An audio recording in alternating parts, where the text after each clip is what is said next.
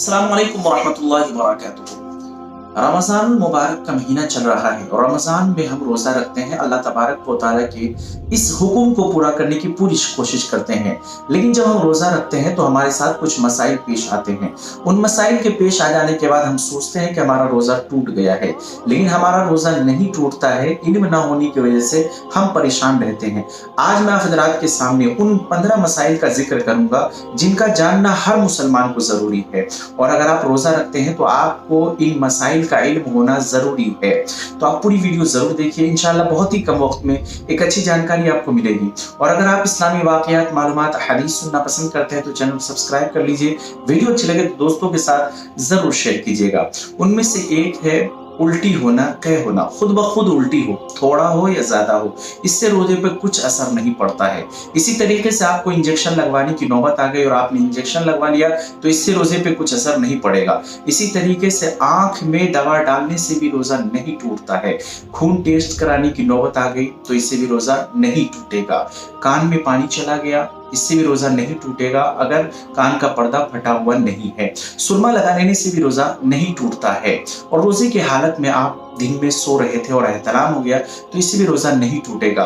नाखून तराशने से भी रोजा नहीं टूटता है। सर और मूंछ के बाल काटने से भी रोजा नहीं टूटता है।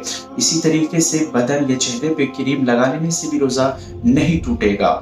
इसी तरीके से किसी ने थूक निगल लिया, चाहे जितना भी हो, उससे रोजा नहीं टूटता है। और अगर कोई शख्स नाक इतना जोर से सुड़का कि वो हलक में चली गई तो इससे भी रोजा नहीं टूटता है। इसी तरीके से नापाकी की हालत में सहरी कर लेने से भी रोजा नहीं टूटता है, या तेल वगैरह इस्तेमाल कर लेने से भी रोजा नहीं टूटता है, खुशबू लगा लेने से भी रोजा नहीं टूटता है, या भूल कर कुछ खा पी लिया, आपको अपना रोजा याद नहीं था, आपने भूल कर कुछ खा लिया तो इससे भी रोजा नहीं टूटेगा, रोजे पे कुछ असर नहीं होगा।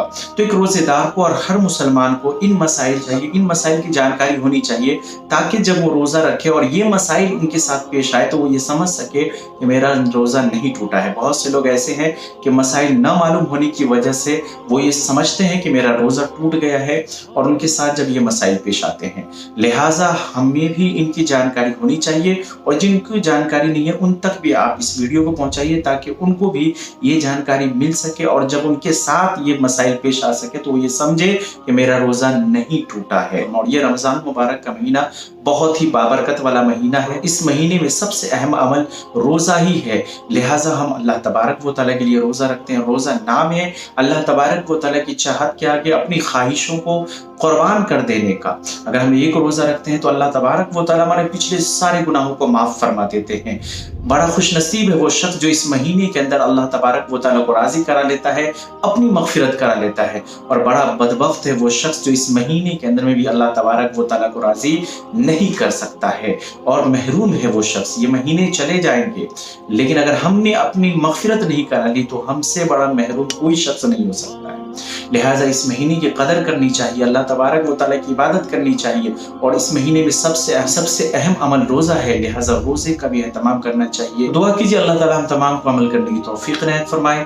अस्सलामु अलैकुम वरहमतुल्लाहि वबरकातुहू।